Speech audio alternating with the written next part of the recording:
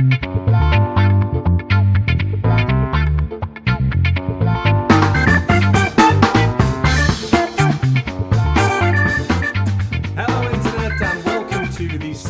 of Stadia podcast, episode number 77. You join myself, Chris, alongside my lovely two co-hosts, the techie teacher himself, Mr. Tom.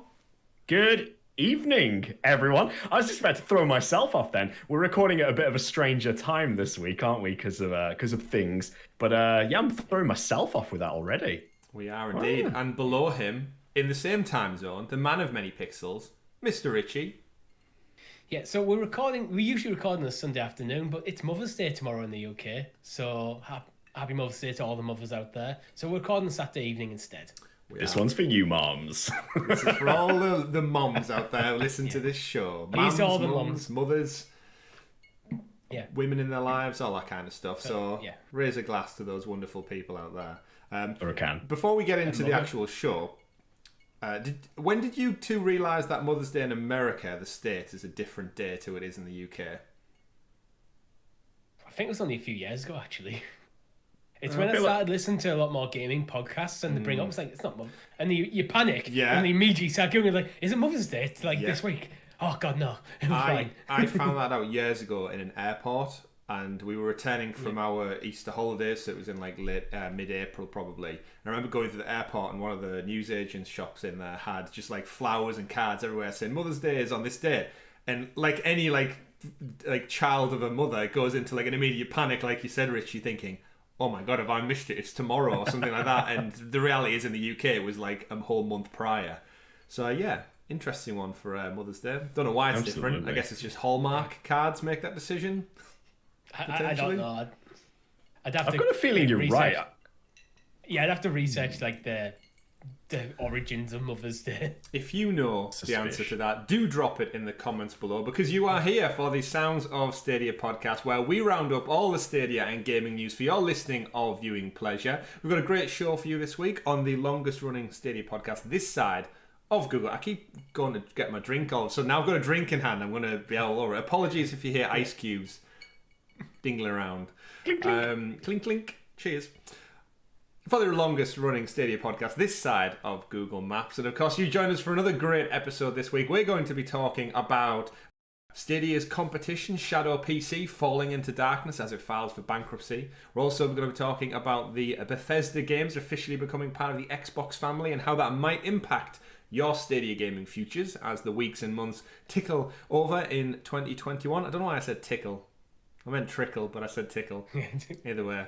It's gone straight to my head, this gentleman. And of course, it's going to be one of those. The long-awaited FIFA 21 arrives half a season late on Stadia this coming Thursday, the 18th of March. And we've got some news and some exciting stuff regarding the community and ourselves as well, because we are big football/soccer fans here. So, well, most of us are. I'm not sure about you, Tom. Are you two-fans. Would you count FIFA coming to Stadia?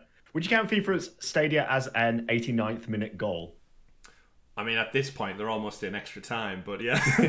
I would it depends. Yeah. The goal could still be... It's currently under VAR Is it disallowed? The goal could be disallowed depending on the price of the game. That was a great shout. Yeah. So we've got all of that news, and we've got some exciting game announcements as well that dropped this week.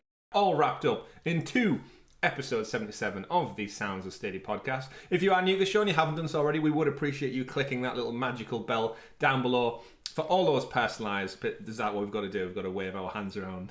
Yeah. When we talk just about distraction techniques. It's one of them shows, gentlemen. It's one of them shows.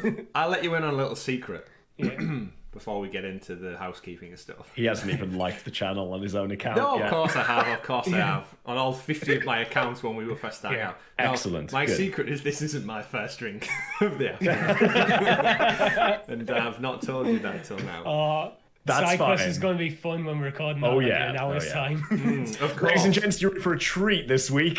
And the best part about it is a lot of our viewers and listeners out there listen to this first thing on a Monday morning when it's dark, it's windy and raining, and they're on their way to work for their commute. And here we are getting drunk on camera for you. Stadia pleasure. So, gentlemen, housekeeping before we get into it. What are you both drinking? Oh, Tom? Oh. You go first, Tom. recently, one of our friends actually hooked us. Well, I say hooked us up, sort of clued us in that that BrewDog, a very famous brewing company in the UK. They are in the UK, I'm sure. Yeah, I think so. Yeah. Yeah. Young lads as well. I think it's actually a bit of a startup company originally. They were giving away to anyone in the UK who ordered it a 4-pack of their newest lager called Lost, available in stores now.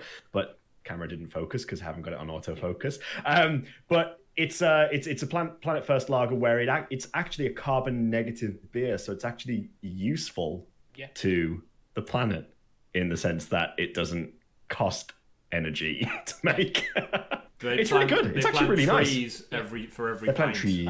I'm a big fan of BrewDog. The Pumpy IPA is probably my favorite beer of all time. Yeah, but I'm on the Kronenberg tonight. Ah, right. Their Stormtrooper beer is quite nice that they do over at BrewDog. I got a couple of those over the Christmas period. I'm on a coconut infused rum tonight with Coke. Ooh. So starting on the spirits early. I'm feeling tropical. I'm already noticing I'm halfway through this glass and we're not even into the housekeeping yet. So here we go. 3 hours later. SpongeBob. So a bit of housekeeping for our viewers out there. Quite a lot happening here at Sounds of Stadia this week and last week and next week. We had this past Thursday, the Division 2 was booted back up again by myself and Richie, and we jumped in with you lovely people in our community to tackle Washington DC and take down some of the evil bastards who live in that city who've been trying to take order once the virus ruined the population. And Richie, we had a great time. We are talking about a game here. We are talking about the game, yes. We're talking about the game. The real life imitates art, that kind of shtick. But yes, we jumped back in. We had a fantastic time, and a massive shout out to the people who jumped in on Thursday and played with us. Obviously, 8 PM UK time every week. We do play a variety of games. We try and mix it up every other week. And yeah, we played with some amazing people. We created some great squads, and we cleaned out some of those cesspools of villainy that were hanging around in Washington DC. And again, we said on Twitter, but great shout out to everyone who rotated the roster. You were very, very honourable gamers out there who basically played your game. You bounced out of the team to let other people jump in and have a go, and it was great to see. And there was nothing required from me and Richie to do that. It was just all on your own accord. Yeah. So well done, great gamers out there. And yeah, it was fantastic. I really enjoyed jumping back into it. Obviously, totally forgot everything I'd left the last time I played it. I think me, you, and Tom, we all played right back when it launched on Stadia, I think. Yeah. And it's always hard going back to a game that you've not touched for a while because you have no recollection of what your state file was left in, what weapons you had, what gear you had. You just kind of got to figure that stuff out. But yeah, it was loads of fun. And I wish I kind of jump in to get that Raccoon City DLC now when that dropped. Yeah, kind of. That window may come back around because they did say they're going to reuse content. Remember, we covered that last week on episode 76. But speaking of covering news, before we do get into all that, we'll be covering the new... Well, actually, it's part of the news story, so we'll bring it up in a bit. But we've got some content for you this coming Thursday before our games live stream, covering a certain event, which is our big story of the week. So we'll cover that in just a moment. And after we do cover said story of the week, we're going to kick off with some FIFA action too. So we mentioned FIFA is coming to Stadia this Thursday. I certainly will be playing it. Anyone who, depending on the price, you've got 2 hours of a free demo to check out. So that will usually cover the length of our live stream if you're not inclined to purchase. But yeah, we're going to be hosting a little bit of a cheeky cup knockout competition. I don't know what they call it over in the States. We call it knockouts in the UK when you play with your friends in the park and basically winner stays on. That kind of elimination. Although I actually listened to a couple of football podcasts and they've talked about stuff like that, and they call things like Wembley and stuff. There's different. Yeah, we used to call it Wembley at school. But it's when we used to a game where it's like you have one guy in goal and everyone's versus everyone, and then the last person to score gets kicked out, and then you go to the next round. It's battle royale of football. Yeah, it's the Royal Rumble of football. You've got to go over the posts. Throw them over the flag, over the post. That'll do it. So I'm really excited to that one. I'm a bit rusty when it comes to FIFA, so I'm really intrigued to see how I can shake off the cobwebs and see what I'm like. I usually manage to play for like a scraping a 1-0 win. I'm quite defensive. Not so much offensive, but we'll see. And I'm looking forward to playing with all the wonderful people out there. I still owe Chase a game. The Orlando City to my NYCFC rivalry the fire needs to be lit under that. We need to play a game. So that challenge is still out there. So keep your eyes on the channel for all that. And Richie, podcasting aside, side questing. What did we talk about last week? What's been doing the rounds this past weekend over on SideQuest? On SideQuest, we were talking about we did a comparison between Stadia and Switch in terms of the offerings in terms of the portable gaming space, which I thought was a very interesting question, and because they're actually very different, which makes it very interesting to compare the two and contrast. And so it's certainly are. So we spoke for probably about half an hour or longer about everything from affordability, portability, the games, the nostalgia, the potential, hardware, offerings. And even things like battery life and a deep dive, if you will. A deep dive indeed. And we've got another great question for this week's show as well. No matter what state we might be in come recording time, but we will get there. But we have to get through this podcast first, because that's why you're here listening to this show this week, episode 77. Like I said, so let's get things rolling, Tom, with the super sexy special Stadia story segment, aka the news. And as I said at the top of the show, we've got a great bunch of news stories for you all this week, you lovely listeners out there. We'll kick things off with our announcement for Thursday. I guess it all ties in with big announcement from Square Enix. No surprise with the way the digital world is, but we should point out actually that the news is brought to you by one of our Patreon sponsors before we run through the first story. And this week, the Orlando City FC fan himself, Mr. Chase, over on the Gaming Advocate channel on YouTube. If you've not checked out his content, he's a big advocate, as you'd imagine, by consumerism, looking after you people out there and talking the right talk and shouting from the rooftops about all things that make purchasing and everything around tech fair for everyone out there, which I think it appeals to everyone. I don't think there's anyone out there who is more on the corporate side. But yeah, great channel, great friend, and he's been one of our patrons for the longest of time. So big shout out to Chase, sponsoring the news this week. This one's for you. Thank you. Cheers. Cheers. So, big news story this week. Square Enix are coming out with a digital event that drops very, very soon. So soon that we have to scramble and pull together a live show for you lovely viewers out there. This Thursday, 5 p.m. GMT time, we are going to bring you our live reactions as well. 10 a.m. Pacific time, and thankfully, what's really good with this is they did a blog post about it. It's going to be called Square Enix Presents. But what I quite like, Richie, we spoke about it pre-show, the funny tone and way in the way it's written. So they said things like, "Oh, we're excited to announce the debut of our brand new digital event called pause for dramatic effect, Square Enix Presents." And then they go on to say, what is Square Enix Presents? Square Enix Presents is a new digital series. We know you were expecting presents. No, it's not that. So a little bit of a Christmas birthday joke in there.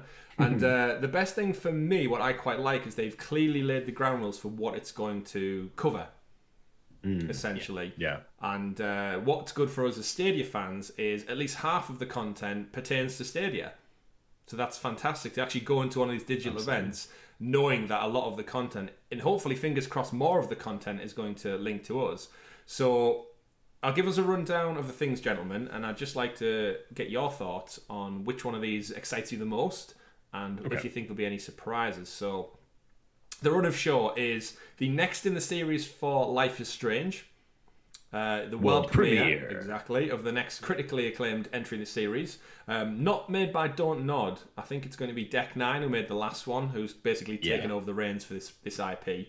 We're going to get an Outriders update, get a new look at the upcoming RPG. Obviously, we'll be just short of 2 weeks out from release at that point, coming to Stadia with cross-platform. Balan Wonderworld, which I've got my own bit to say about that, but I'll hang fire. The Tomb Raider series has some 25th anniversary celebration announcements. Marvel's Avengers, some new looks and additional information on how that journey roadmap is going to come out. And then some Just Cause mobile game information with some new mobile game announcements. And a Tatao showcase from the sister company of Square Enix, which I've never heard of until now. and I'm trying Taito, to pronounce you it mean? wrong. Taito? Taito. Yeah, Taito. They're very famous for Bubble Bobble. Do you remember Bubble Bobble? Bubble Bobble? Can't say I do. I've just got Toto Africa in my head now as soon as I tried to Oh man, how do you not know what Bubble Bobble is? It's the two little like dinosaur guys, and they used to do like you have like the coloured orbs at the top of the screen. You've got to fire the orbs up and match the colours, and then they pop. It's an NES game. Bubble Bobble. Just because you say it over and over again doesn't mean I've seen it. But Taito were like, oh my god, they created like Arkanoid and Space Invaders. They are like oh my god, how do you know I've heard of Space Invaders? I think, yeah. All right. I just watched a bit of Bubble, and I do kind of recognize it, but I just never heard of Taito. So I'm sorry for getting so animated about that, but it's Taito. He's really passionate. Just a little bit. Well, hopefully we'll get a Stadia announcement. Yeah. But gentlemen, I'll throw it over to you two then.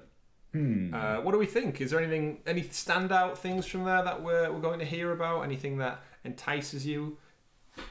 I have to admit that Life is Strange is still on my to-do list, so I have basically zero experience of Life is Strange. So for that to have like a world premiere to me is sort of like okay, but my attention is very much focused towards two things in particular.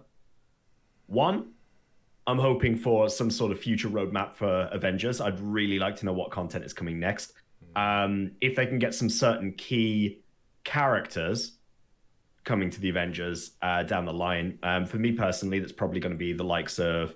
Yeah, we know that we're going to get Black Panther and the Wakanda DLC at some point. Or like the Wakanda hub, I believe you mentioned before, Chris. Mm-hmm. But I want to see the likes of... I would love to see Doctor Strange. I'm a big Doctor Strange fan. And I'd like to see... Ooh, who knows? Maybe get Hank Pym actually doing something as Ant-Man.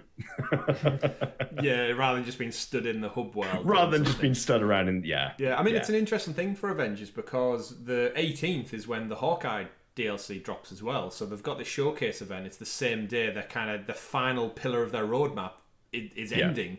So I'd like to think they're going to showcase something. Let's remember, they've still got Spider-Man exclusive for PlayStation somewhere in this timeline, but at the moment he's in an alternate dimension that we just don't know about because everything's been pushed back and put on hold. But obviously launching next gen, yeah, I'm excited, and they've got to be smart with this. If they're doing a showcase digital event, bring your big guns, right?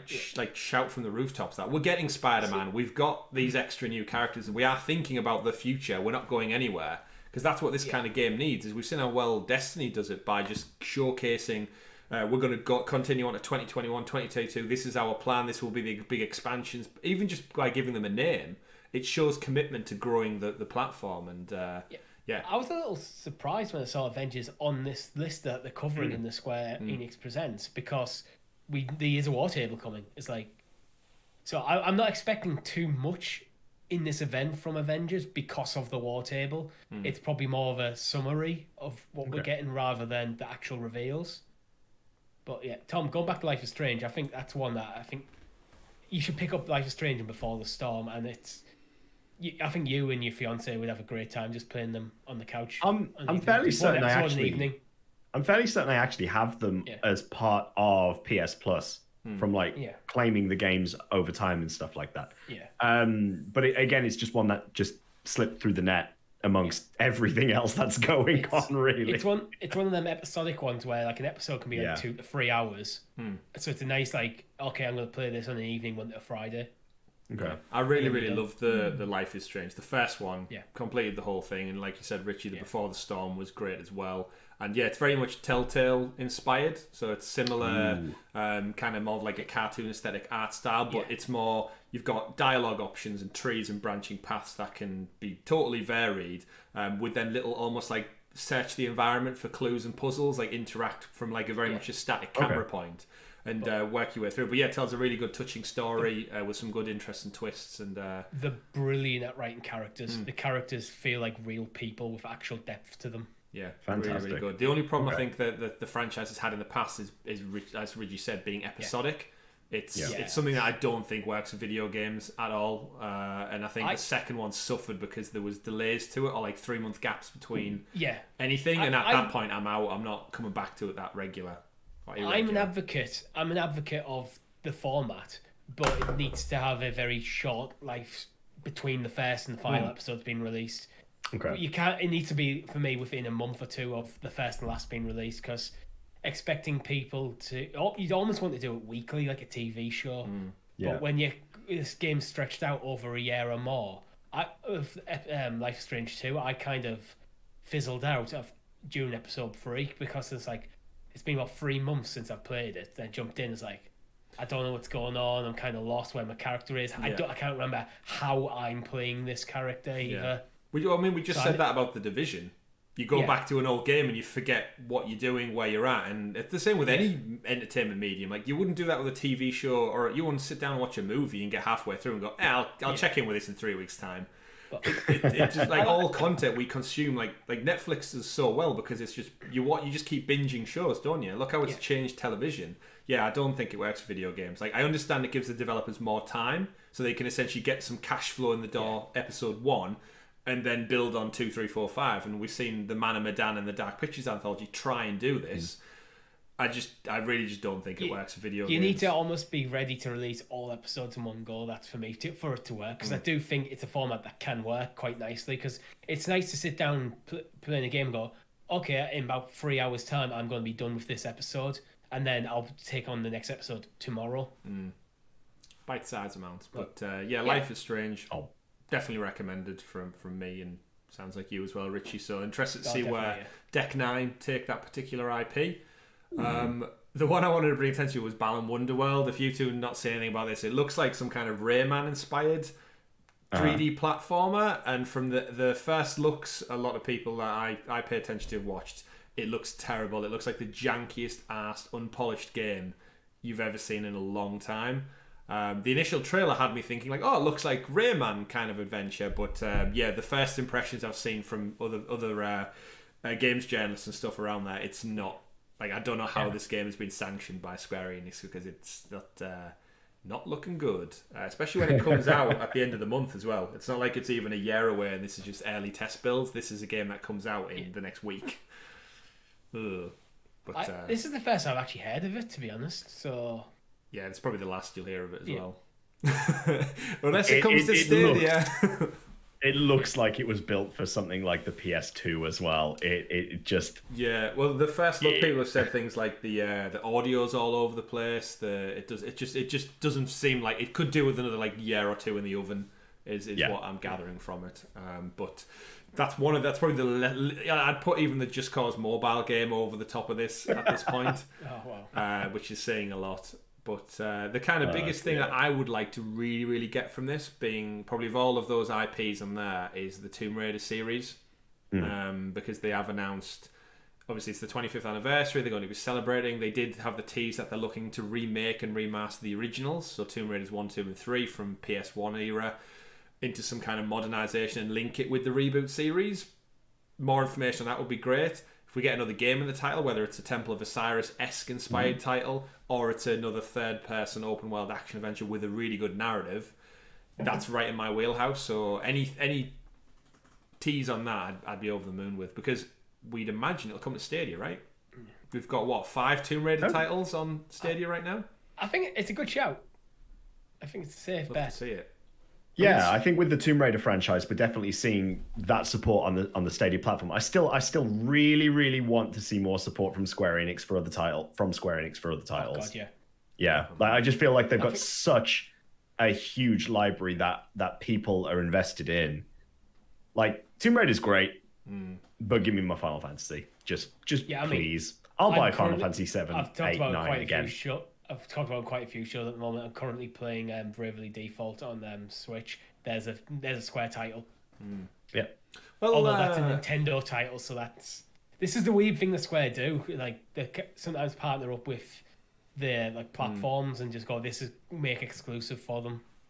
Because Octopath Traveler's practically is also Square Enix, right? I mean, it is. Yeah, it is Square Enix. It was very much. It's. I remember when they first showed the trailer, everyone thought it was a Final Fantasy game, in everything but name practically almost. And obviously we've got what's the new one that's coming out? That's like back to being high fantasy. Project. The actual next entry in Final Fantasy. That is actual Final Fantasy.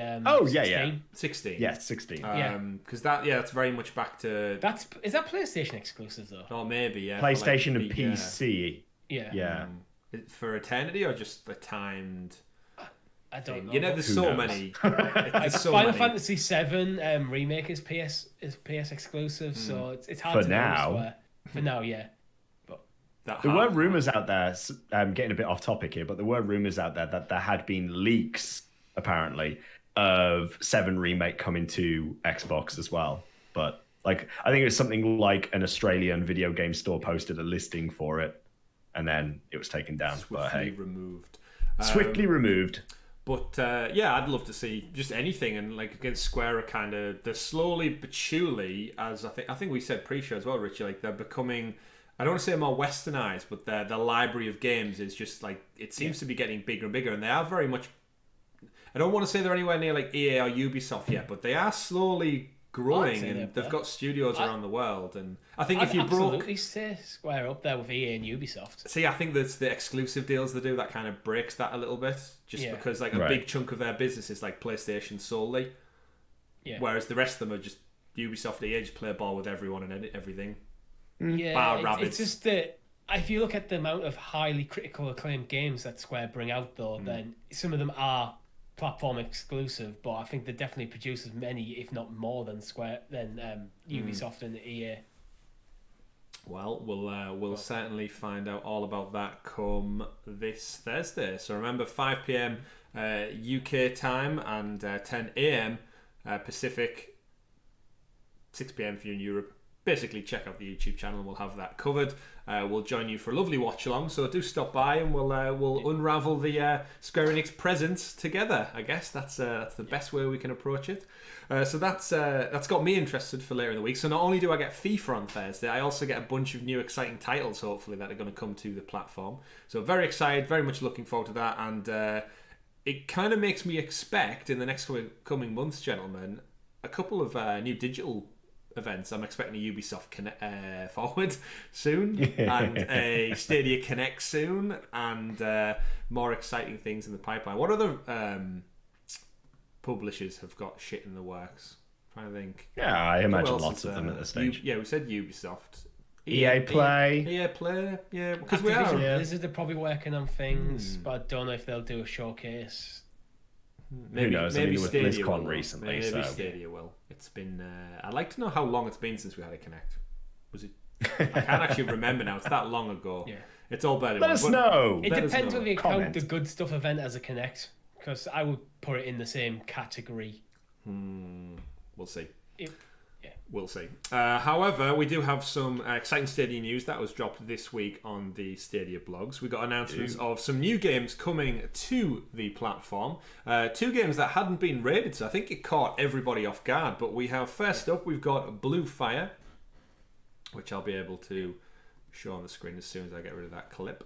Blue Fire up on the screen now, and Blue Fire is coming from Robbie Studios, the developer, published by Graffiti Games. Embark on an extraordinary journey through the desolate kingdom of Penumbra and discover the hidden secrets and long-forgotten land. Explore mystical temples where you need to master the art of movement to survive the increasingly difficult 3D platforming challenges.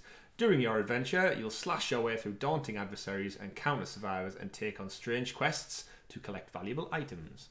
This game, for me, it gives me vibes of a lot of things mix-matched together. Before we go any further, we need to try and describe this game without using the words Legend of Zelda. Right. It's very heavily inspired by Immortals Fenyx Rising, which was... It's Wind Waker. I'm watching it as Wind Waker. Is it Wind Waker? Right. Yeah, only he's got 2 swords instead of sword and shield. Right. I'll hand it over to you guys to give us your takes on this one then. I'm watching the trailer right now. I get vibes of a mix of loads of things. Yes, okay, we cannot deny the fact that it is once again very much a Legend of Zelda clone. It's giving me vibes of almost like Super Meat Boy difficulty, though, in terms of platforming. So it almost looks... the cliches. It's a Zelda clone that's like Dark Souls.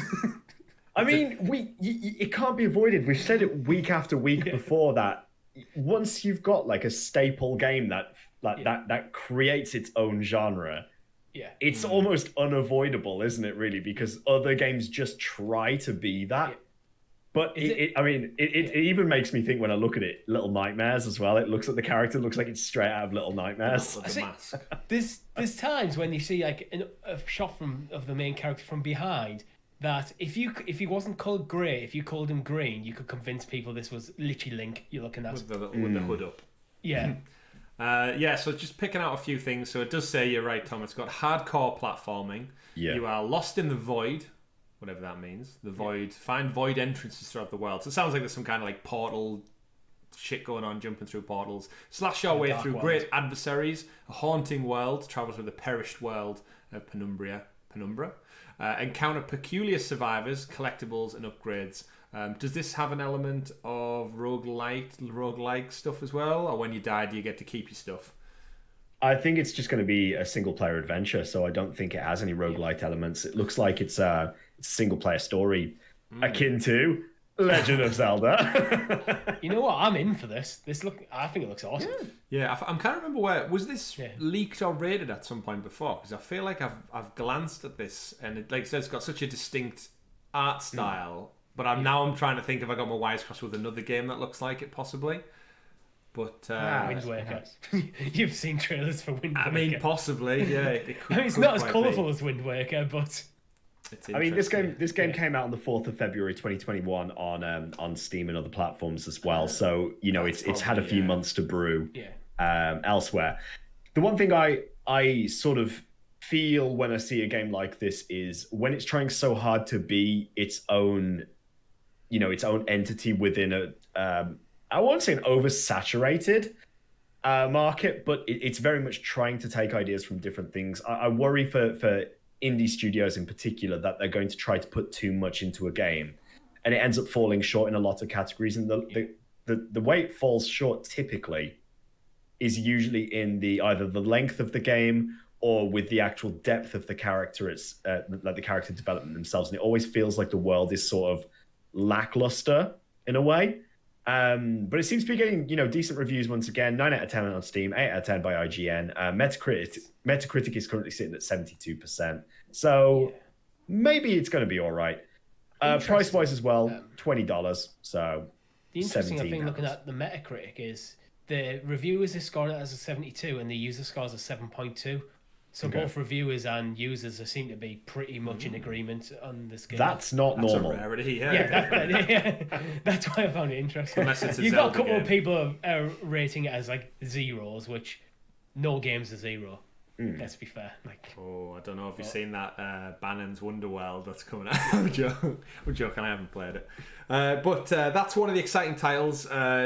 Classic Stadia style, coming soon. No actual date on it, which I wish they'd really just sort out, but that's a whole other side quest unto itself. We got another game announcement as part of the blog post as well. We got Trine 4, the Nightmare They're still Prince. making those.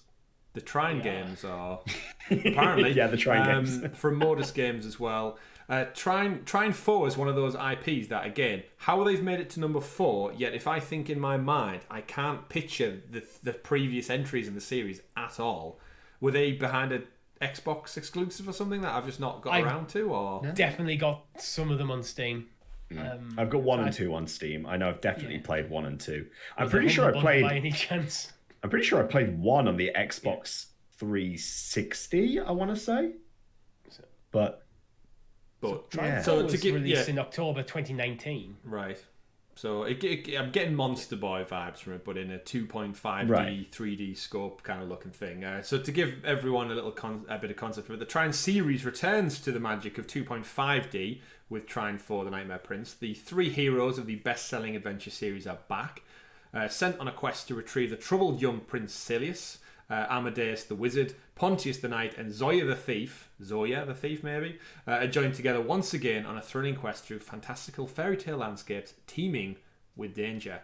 2.5D landscapes, local and online multiplayer, play with up to 4 players online or local co-op, gentlemen. So that could be a Thursday play along. It'd be nice to go through some Monster Boy pain with other people and not just on my own. Dynamic puzzle solving, abundant skill trees, completely revamped combat system, and an enchanting soundtrack to boot. So I'm feeling pro game for this. My experience with Trine, I do actually remember it quite well, and it was, for what it's worth, quite a lovable game. Like it's quite light-hearted. It's quite visually just nice to look at. It's very aesthetically pleasing. For a single player playing the game, I believe you can switch between the characters, so you sort of use your bumpers to switch between which one you're actually playing as. Yeah.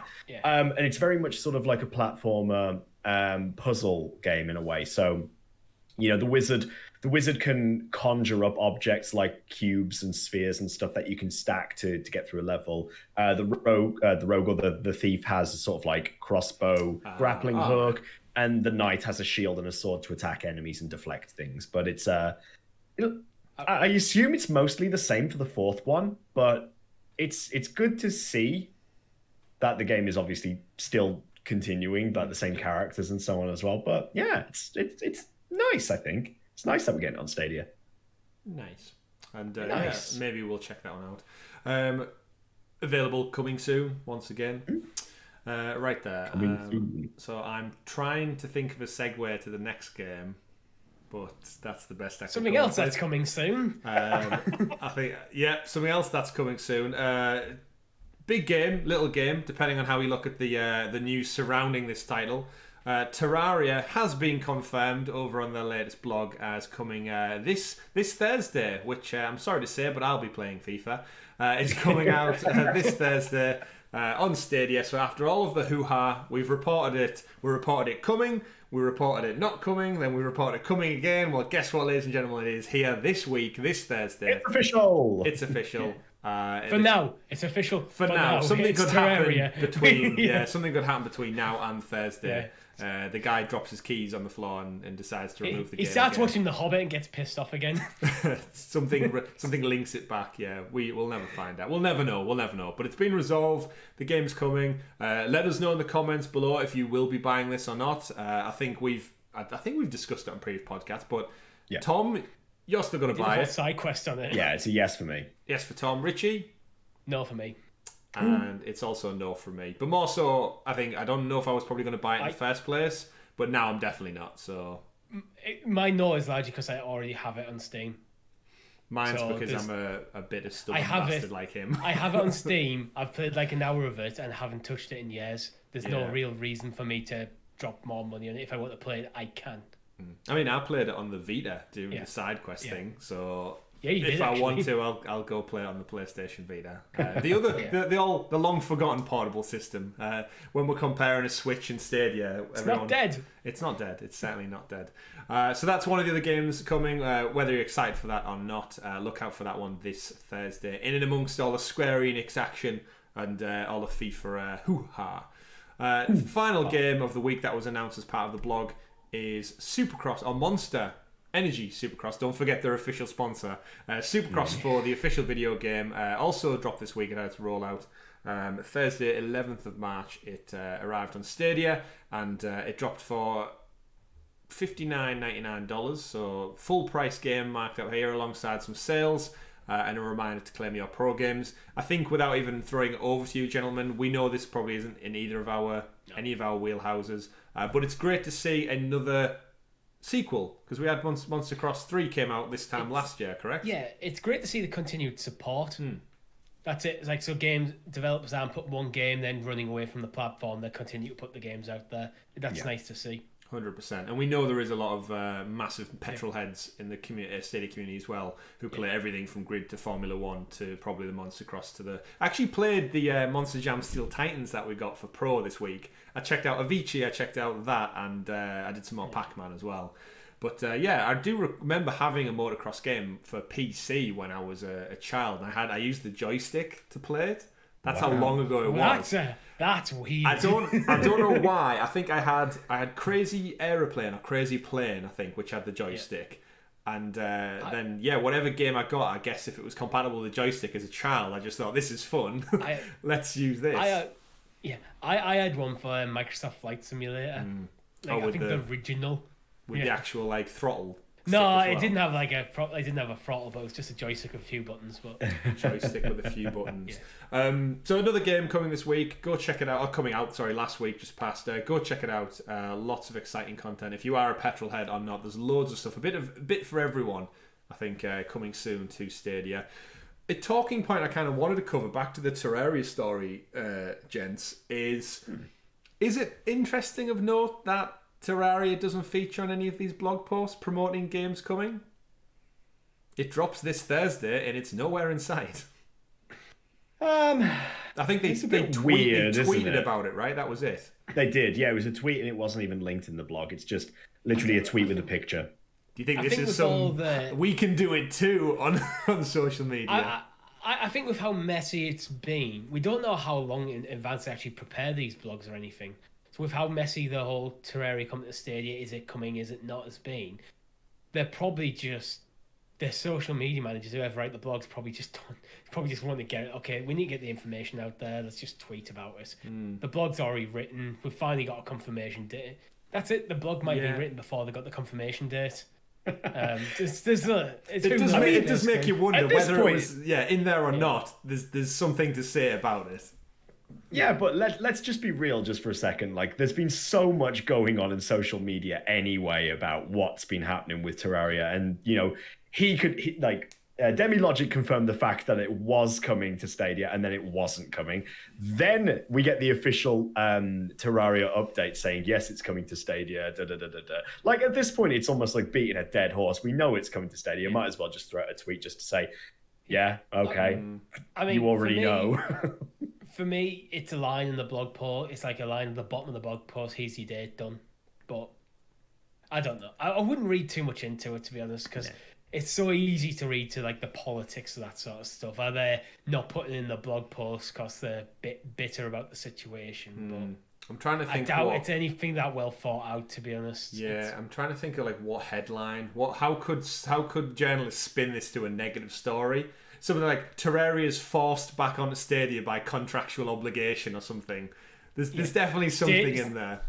Stadia kicks back by not including in blog post. Tweet about it. Record a whole episode. Put it on YouTube. We could do a side quest on like how many journalists do you think actually read the Stadia blog posts? I don't know. Just the headline. But there's definitely something to be said about that. Depending on how much you read into the world of Terraria, not. I just thought it's an interesting thing. I know Stadia quite often leave games off. Actually, they left. What did they leave off last week? And then it came out the day after the blog post. And I saw everyone on Twitter going, "Great that it's coming, but why not include it in your blog post, your summary for the week?" It seems like such a missed opportunity to promote something on your platform. But and the thing is, the only people I think reading the blog posts are journalists and people who invested in the platform. So it just feels like just put all the information in there. Indeed. Yeah, I mean, like you said, it can't, like, they might be pre-typed up in advance, but if we were going into this show and there was a story drop, guess what we do? We'd type a quick memo in the doc, we'd get the link, we'd copy it in, we'd read it, it doesn't take long to edit a HTML document or whatever. Yeah, I don't know how to use, but I hope they're not doing something like, they're restricting it to so many stories or so many characters or something because of where people won't read it. Because I'm sat there and when I see a blog post that's quite long, I'm happier than when it's very short because there's more news, there's more stuff. That is certainly true. So speaking of other stories this week, that's all your games that have dropped that are coming out in the immediate future. There are some DLC stories we're going to get to, but before that, we wanted to address the story of the week that Shadow PC, one of Stadia's competitors in the world of cloud gaming, has filed for bankruptcy this past week. So the company behind the cloud gaming platform Shadow, they've basically asked for bankruptcy in the US and receivership in France, which is virtually the same thing. They posted a blog initially talking about a reorganization, and then apparently it's to get rid of essentially its masses of debt that it's got. And they're owned by a French company named Blade, and they've essentially said things like COVID, the pandemic, and such they've been a victim of their own success. So essentially, all of the people playing it, they don't have the infrastructure to cope, by the sounds of it, with the capacity and the demand on their platform, which in turn is having a detrimental effect on the service. And it's kind of all gone tits up for them, unfortunately. And there's for bankruptcy. There's other factors that have come into play because they're compared to like a Google Stadia or an Amazon Luna or Xbox, they're a relatively small company. And we do know there is a massive global silicon shortage in terms of high quality silicon for GPUs. That seems to be hammered them because the price. Anyone in the PC landscape right now knows the problems with scalping of GPUs. It's actually even affected over consoles because they're struggling to get the chips to make the consoles.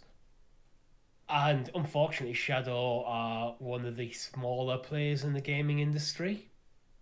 But so they're struggling to get their hands on the GPUs they need. So they've took out loans to buy this stuff to improve their capacity, but then can't physically improve the capacity. Yeah. And it just seems that, unfortunately, with things like COVID and the GPU shortage, it's kind of a sad story, to be honest, because it doesn't seem like they've mismanaged their finances. It feels like external circumstances have just screwed them. It's like they've been extorted in a way, isn't it? They've just been backed into a corner. By the world. By everybody going, take my money! Yeah. So if you're a scalper buying GPUs and sticking them on eBay for like double the price, fuck you. Is that are the scalpers really focusing on GPUs? I think it's more looking at like Apple and Samsung and stuff who purchase it's like crypto miners as well. The scalpers, crypto miners, because there's a GPU shortage. Crypto miners buying GPUs to sit in a dusty server cabinet just making Bitcoin or Ethereum or whatever is meaning that them GPUs which are designed for gamers aren't getting in the hands of gamers. I mean, he's not wrong. I was reading an interview with the CEO of Razer, who they've announced in their latest range of laptops and desktops. Sorry to take this off topic here, but they all include the RTX 3080, which is the top of the range NVIDIA graphics card that's coming out. And he's been approached directly by people asking whether the desktops and the laptops will whether the GPUs within it will be suitable for specifically crypto mining. And as a result of those that communication, he's turned around and basically said, we are now only going to sell these to gamers because it is a product designed for gamers. So we're exclusively going to basically vet anyone who's going to be buying them to make sure, because you are right, it is a problem. Just reading through the article quickly, it's worth noting as well that Blade actually have the use of servers by a French-based manufacturer, 2CRSI. I've just got 2CRSI. Maybe, I don't know. Which that they're actually using about 30 million euros worth of hardware for cloud servers at the moment. But that's the lease that they have in place right now. They're utilizing the servers until the lease is up, basically. So they're looking for a buyer in the meantime to basically take them out of bankruptcy, give them the funding that they need to get back on track, and hopefully pay off the debts that they owe to this server manufacturer at the moment.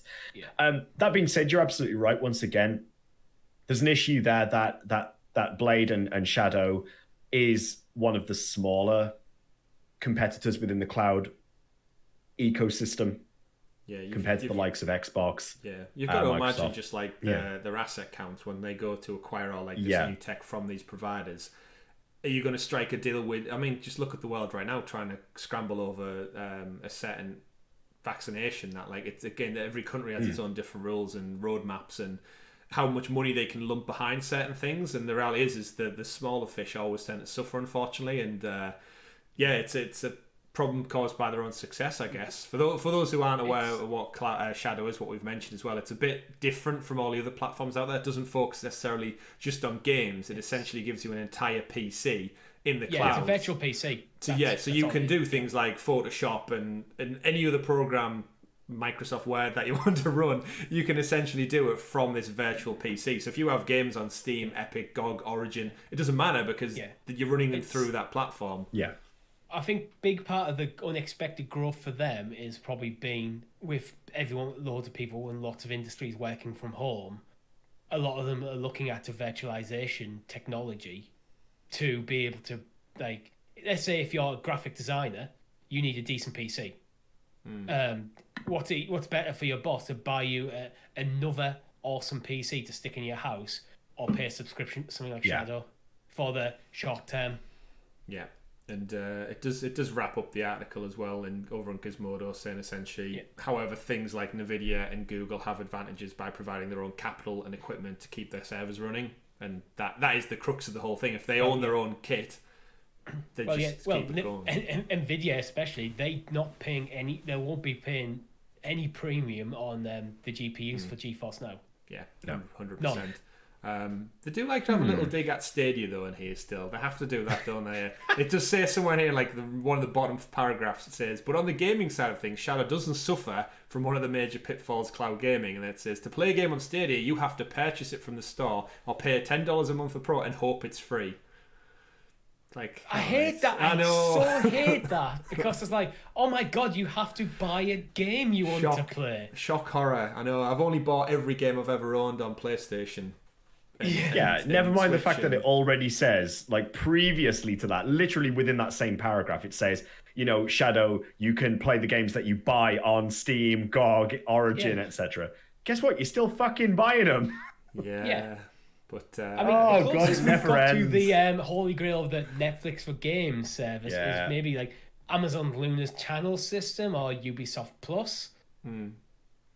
But either way, Shadow, unfortunately, falling on hard times. Obviously, we don't want to see that. By all means, we want everyone to succeed out there in the games industry because it breeds a better marketplace for consumers, which we all are. Competition is healthy for everybody, and the more players there are on the market, the better. So we do hope they land on their feet essentially, and they're able to hopefully sort everything, balance the books, and get back to doing what they do best, which is gaming anything in the cloud, not necessarily just gaming. But so that's one of the other stories of the week, and followed up with another massive story, which we've discussed briefly on previous podcast episodes. But it's finally got the EU seal of approval, gentlemen, which is, we know, what every country and every business is vying out for there, the seal of approval from the mighty EU. But Bethesda finalised as part of the Microsoft family. So that means all of these big titles like Fallout, Wolfenstein, Doom, they're all going to be coming out in the future, maybe exclusive to Xbox. And I've seen lots of the podcasts that I listen to on a weekly basis talking about PlayStation exclusives and Game Pass, and they've been interviewing Phil Spencer and everybody else over there, trying to extrapolate any solid news he can give us about where the hell these games are going to end up. And kind of what I wanted to spend a bit of time doing is just discussing what we think this means for Stadia, because Phil Spencer's came out this week and essentially clarified that you'll see it wherever Game Pass is the kind of like the bottom line of all of this. And people have obviously ran with that, saying that doesn't mean it's coming to PlayStation. Now, I can actually see a world where a PlayStation 5 or 4 actually has Game Pass as an option on it in the future. It might not be soon, but I could definitely see it being a potential, the way Microsoft are folding towards a platform of Xbox as opposed, an ecosystem rather than just a solid box. And the problem I think Stadia has is Microsoft already has quite a successful cloud offering that's only going to get better over time. So, Richie, I'll throw it over to you first. What do we think this deal being finalised means for Bethesda titles on Stadia in the future? The first thing we should mention is they said that any existing contracts they're going to honour.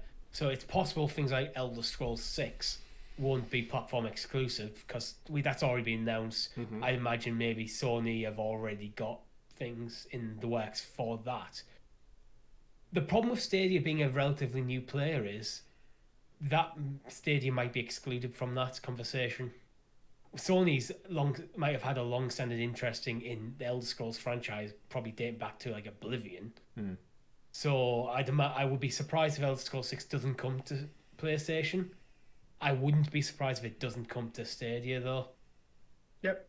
And that's the thing, because they're dropping the word exclusive a lot. So apart from the current the current contracts that are in place, this is going to be Xbox exclusive. And when I say Xbox, I'm including Xbox's PC offerings in there as well. Yeah, they're part of the same ecosystem now. But the quote in itself was, with the addition of Bethesda's creative teams, gamers should know that Xbox console, PC, and Game Pass will be the best place to experience new Bethesda games, including some new titles in the future that will be exclusive to Xbox and PC players. Yeah. Now, I do wonder, before I throw it over to you, Tom, just like Stadia must think like this is obviously a big third-party player out there that put a lot of games out, some of which are already on Stadia. We've got Wolfenstein, we've got both Doom titles now, and some of the older Doom titles, and we've got Rage, Elder Scrolls Online, and now essentially has Stadia just had the rug pulled out from a third-party player who has been actively playing well with Stadia so far. Obviously, Doom was going to be one of their flagship launch games before that shit hit the fan. But yeah, Tom, where do you stand on this? Do you think this is potentially pulling some strings from Stadia's quiver? Arrow? Bow? Thing? Yeah, I think this is a big blow for Stadia now that it's really official. I have to echo what Richie said before, which is, I can see a world where we do not get anything on Stadia in terms of future games. So we've got the Elder Scrolls 6 you've already mentioned. We've got Starfield, the Indiana Jones games, which you talked about before. These are all games that are already done deals for, platforms that they're not going to be exclusive to Xbox. That's already, signed and sealed, ready for future release. But the issue I've got here is like, if Stadia had its hands on something like, and I hate to use the cliches, like Skyrim, it may have been a little bit different. But in terms of what we've got at the moment, I don't see it being enough to coax Microsoft and to coax Bethesda into releasing future titles for the platform. I feel like there needed to be that sort of like established base there. And yes, we've got the Elder Scrolls Online, which, it seems to be, once again, it's a very niche type of game. That there's a particular audience, and there's a particular audience on Stadia who probably play Elder Scrolls Online and probably play it exclusively. Same way that people play Destiny on Stadia as well. I don't think that's enough. I just don't think that's enough. And I think it's a real blow for Google and for Stadia in particular, because Bethesda, we've said before when we first found out about this deal, has incredibly powerful IP. Like very hard-hitting IP that has, it's a meme generator. It's a cultural thing within the gaming ecosystem, and to not have that on Stadia is a problem. It's a big problem, I think. Yeah. If you look at the back catalogue, the Bethesda own IP that have been landmark titles in the gaming landscape. Everything from Doom, the original Doom, that's now owned by Bethesda. It wasn't a Bethesda game then, but it is now. Skyrim, everyone knows Skyrim. Fallout 3, these are huge titles in the gaming landscape over the years. Yeah, it's a big one. It's for me, it's a weird one because my relationship with Bethesda is one of I appreciate them from afar. I can't really attest to saying that I enjoy the Wolfenstein games. I haven't played Fallout games somehow. They've eluded me. I have 2 copies of Fallout 4 on PS4 somehow. I've said this before. I got one free from just randomly buying something in game, and the guy just gave me one. Like he was trying to get rid of it or something. And yeah, the Elder Scrolls stuff, not really my scene. I'd never got into them. And as far as the IPs they bought, they don't overly worry me. As someone who's a big fan of the PlayStation exclusives, that was the other way around. For people who are getting, up in arms about this, I can totally understand it because, like you said, Richie, these are such big games. And I know the counter-argument is always, well, if PlayStation bought Bethesda, we wouldn't be having the same conversation.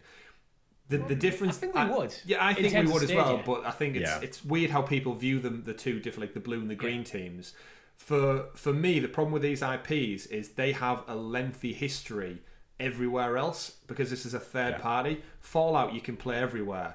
Doom, Wolfenstein, you can play it everywhere. This isn't... I can understand it with new IP, but for some reason it feels a little bit more... It stings a little bit more because you've been able to play this entire back catalogue of these IPs' history everywhere, and now they're being made potentially on one platform.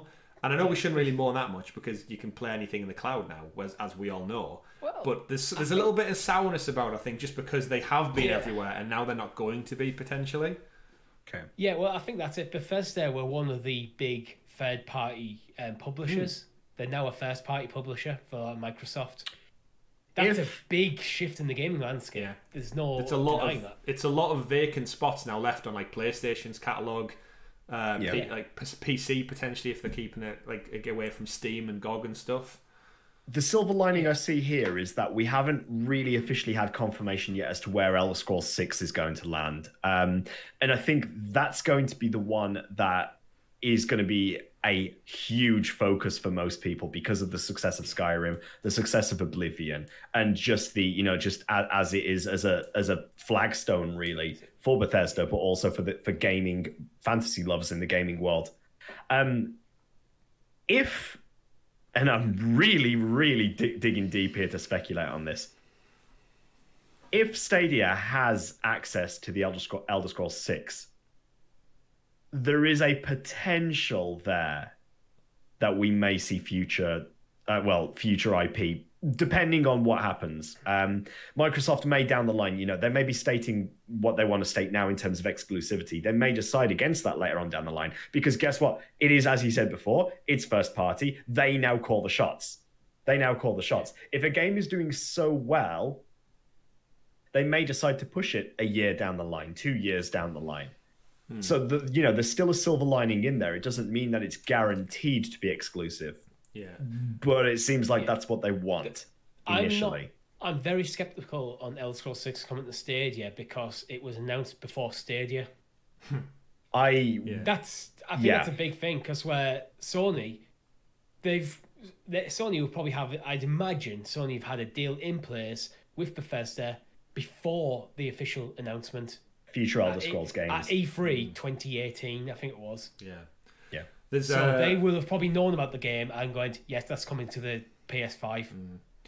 The biggest thing for me that really kind of like to put a kind of bow on all of this, that I really feel like Stadia are going to lose out on, because PlayStation have that legacy. They've got those IPs. You can play all Fallout games and stuff and Doom games on the PlayStation ecosystem. And from a business point of view, from Microsoft, we know they need to recoup some of this ridiculous amount of money they've just dropped for acquiring Bethesda.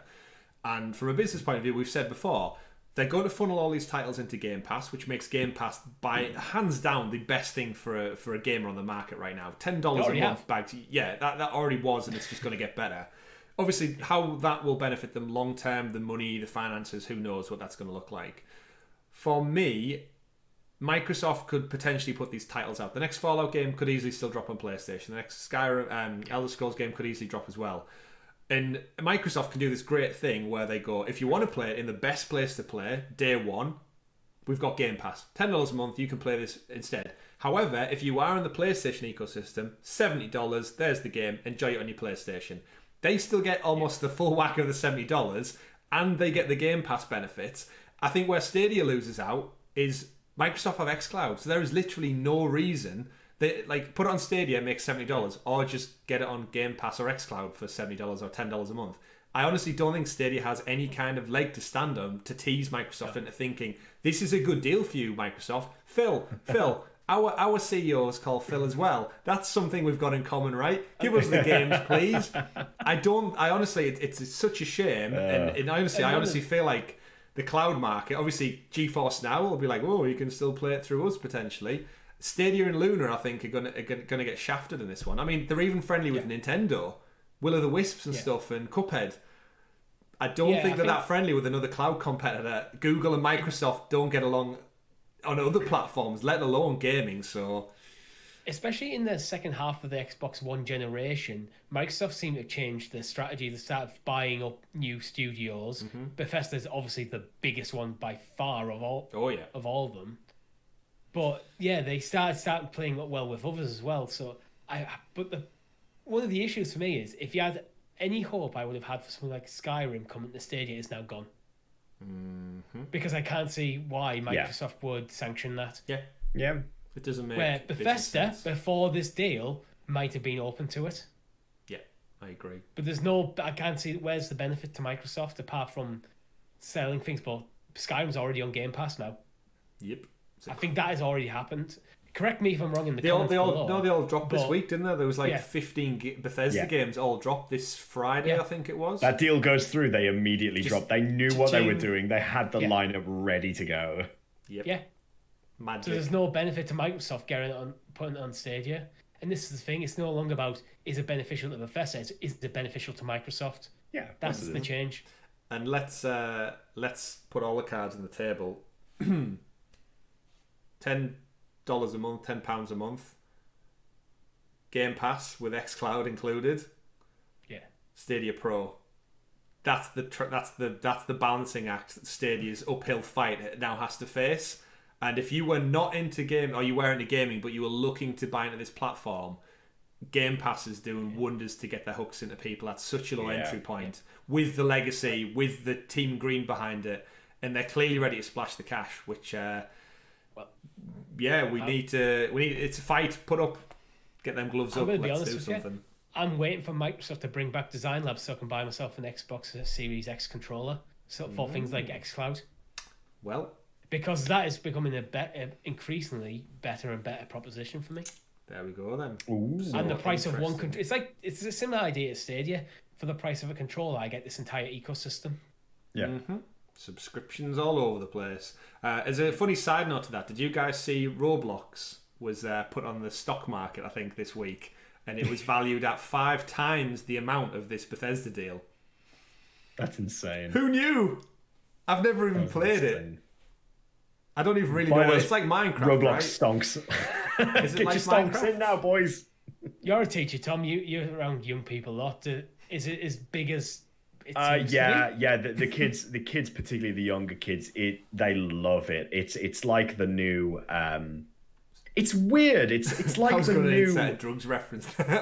It's like the new ketamine. I mean, it might as well be ket to these kids, to be honest with you. It's a new Minecraft. It is the new Minecraft. It's the new Minecraft, the new Terraria, the new Fortnite. Did you hear Terraria is coming to Stadia this week? I mean, Terraria kids, just fuck it. So it's crazy. Just crazy, isn't it? It's the world is crazy with like money right now, and I'd quite happily take like just a 0.1% of that value in my back pocket. But here we are. Oh god, yes. Like what? So that's worth like crazy billions. GameStop's shares go up and down all over the place. Microsoft spend more money on Bethesda than Disney bought Star Wars and Marvel for.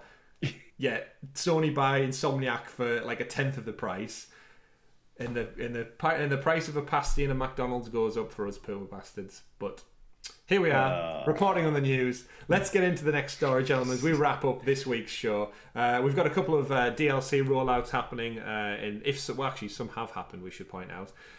Immortals Fenyx Rising, the Ubisoft title that dropped last year. I finished now, gentlemen. I finished that the game and the DLC. Not a massive fan of the DLC. It got a bit irritating. It was all puzzles. The main game was a great story. I thought it was one of the best games that came out last year. I'd highly, highly recommend it.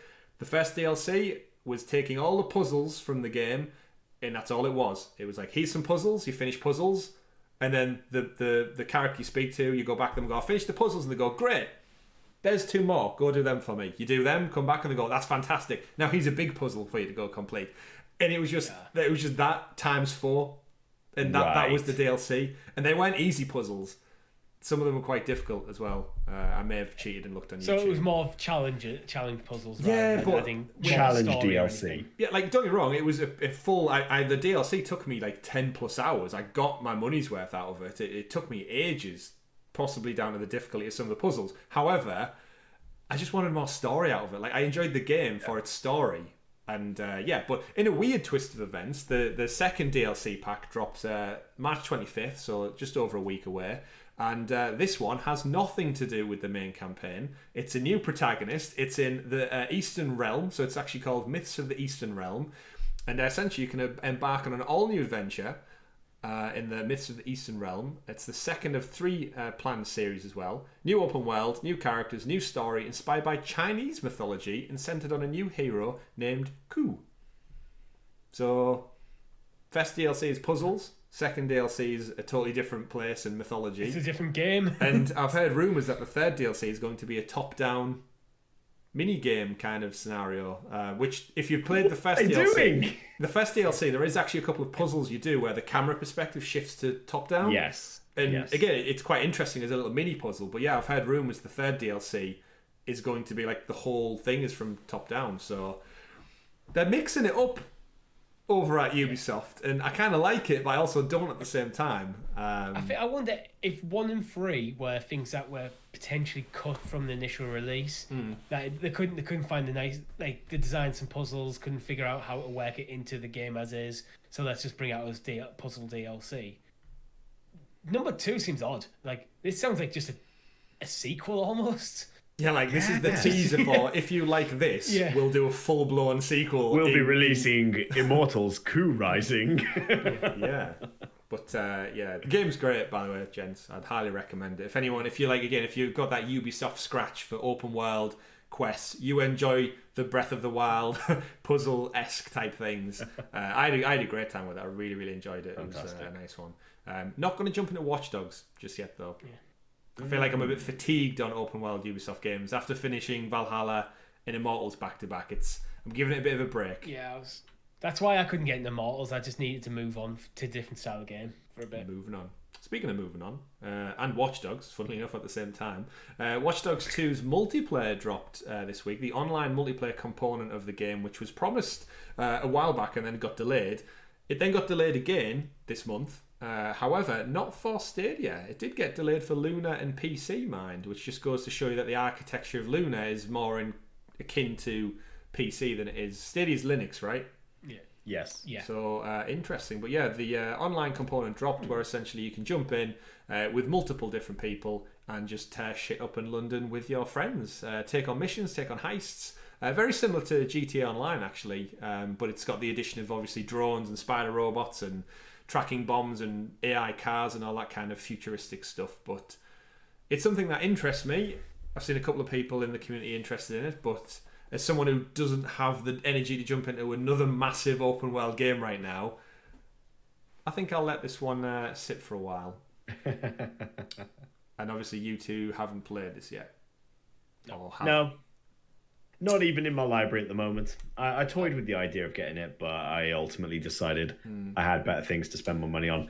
Sorry, Ubisoft. I was very open with my thoughts. I think it looks like a decent game, but there's so many other decent games coming out around the same time that I didn't want to buy it. But when I get Ubisoft Plus in the UK for Stadia, I'll probably look at it then. Yeah.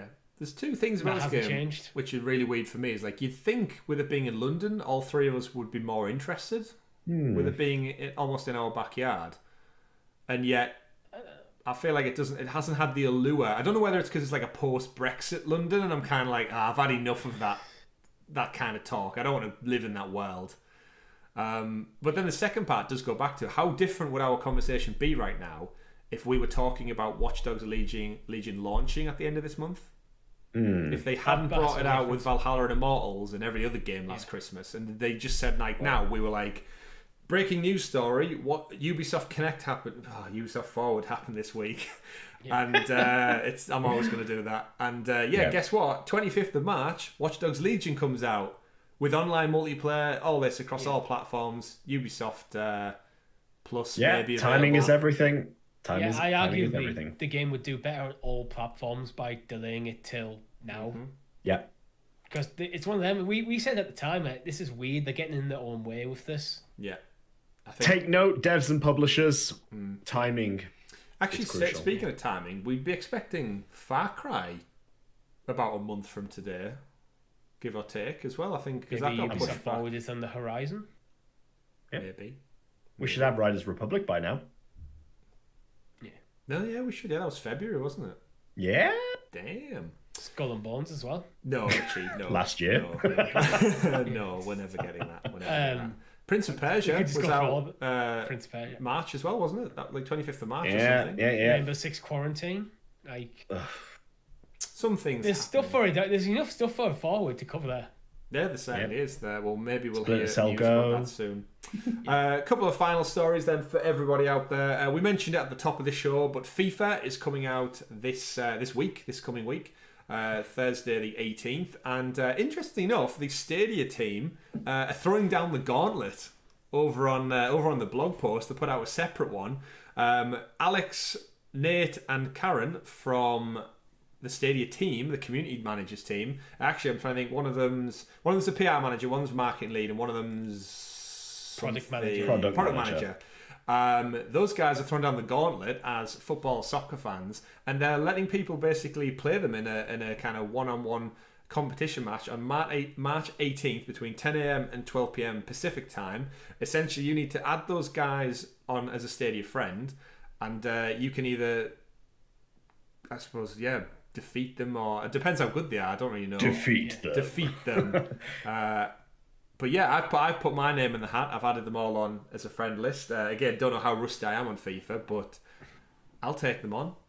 I've added them as a challenge. I've added them in preparation if I end up buying it, but that's not going to. I mean, it's kind of interesting looking through the blog post. I quite like the way they've actually laid out the challenge too. So just to give you a little bit of information, so the three people they've got working at Stadia here, they've actually got a little like mini sort of bio for each of them. So the PR manager, Alex, is a former semi-pro footballer. Nate, who a lot of us content creators and people within the Stadia community follow on Twitter already, is a true baller in every regard. Has never lost a round of rock paper scissors except to his kids. And Karen is an Arsenal fan and currently crushing semi-pro AI at FIFA as well. So relatively up there in terms of difficulty as well. Be interesting. I think this is a really good thing. I like what they're doing with it. Yeah, and I think it's a good way to get people sort of engaged with FIFA 21 once it releases on Stadia. I like it. As a side thing to this, do we think FIFA, I know we've probably discussed it before, do we think FIFA's going to drop with a free weekend like Madden? With them doing a community event on the Thursday? It seems like a community event would be prime real estate for, it's free for everyone, so anyone can play and jump in all weekend. And it's a discounted price, hopefully, Richie. Yeah. Hopefully. But I did see in the terms and conditions, it did say you have to have bought the game as well, which means it probably isn't going to be a free weekend. But that could just be a stipulation they want in the terms and seasons, just in case there's any like pushback on them. So we'll see. Guess we'll see. We've literally got, gentlemen, all the countdowns, all of the weeks have boiled down to this. We are 4 days away. 4 days from having a massive. Let's face it, like arguably for a lot of people out there, the biggest title on Stadia right now when it drops. Yeah. FIFA 21 is huge. It makes millions, and now you can play it while you sit on the toilet. So, final story of the week, wrapping up the show, is Stadia. This current weekend, actually, at the time of listening to this, it's probably already happened, or most of it will have already happened. Stadia taking part in the Play Anywhere Game Jam, where it's a little competition or a creative thing or experience, I guess. Announced hosted by Playcrafting.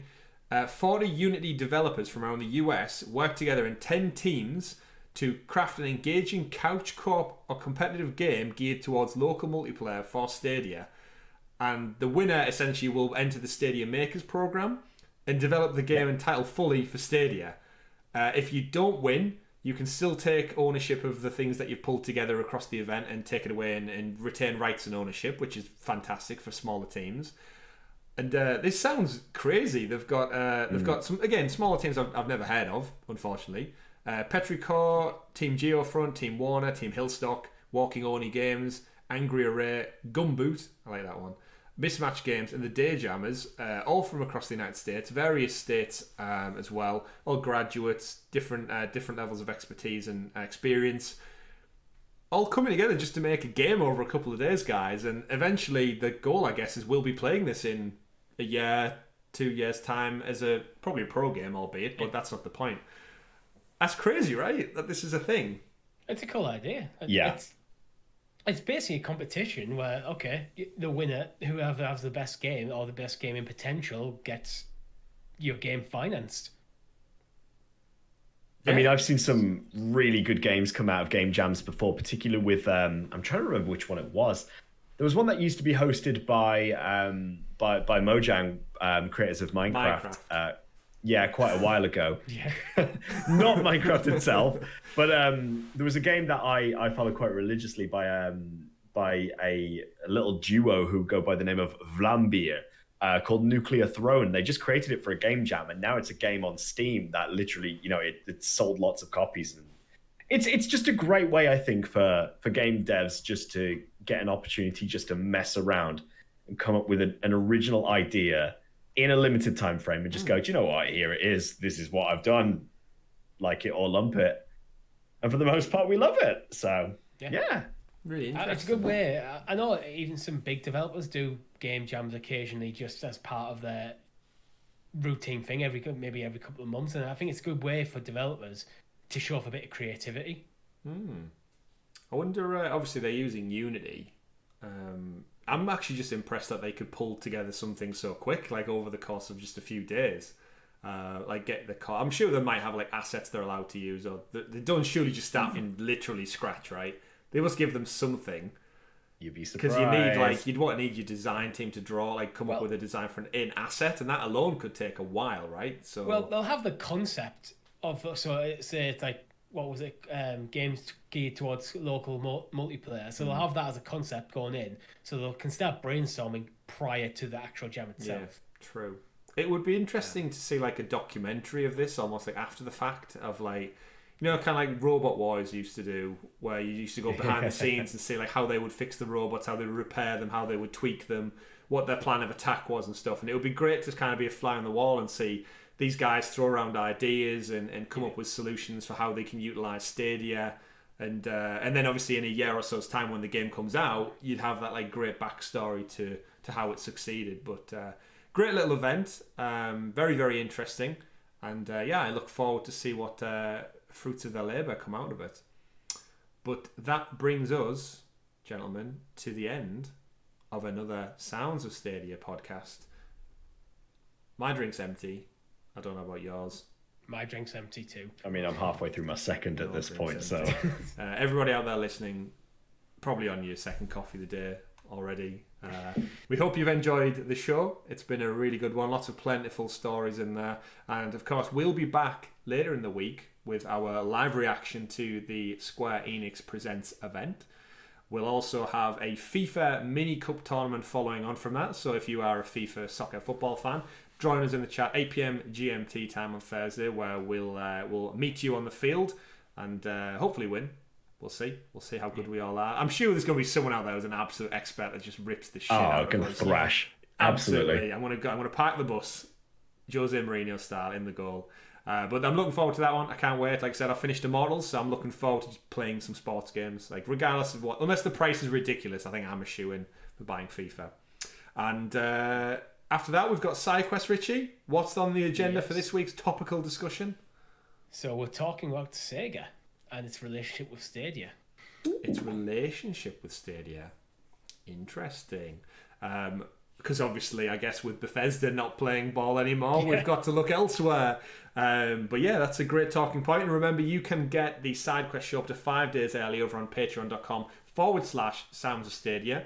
Available in video and audio formats. Head over there and support the channel a little bit more from as little as $1 a month. If you enjoy any content that we make here, we'd massively appreciate that little bit of extra support.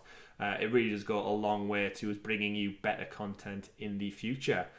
And I think that's all, gentlemen. Anything else we've got to tell our lovely audience? Oh, memberships. We're still ironing out some of the creases of our YouTube memberships. There's a lot of black and white tape we need to go through and read and organise and stuff. But anyone out there who is a patron or they're looking to get on board with our membership program, we will have some exciting news in the pipeline imminently. There's just a lot of legality stuff you got to read through and make sure it's right. Same with right now, YouTube's hitting us with like tax queries, which we don't really know how it impacts us in the UK. So It's a whole thing. You get it. We know it. Everyone hates another tax. thing for Richie to deal with. Another thing for Richie to deal with. But this has been Sounds of Stadia podcast, episode number 77. We hope you've had a great week. We've had a great time recording it this week. We'll see you out there in the cloud. Take care, everyone. See you soon. Goodbye. Bye.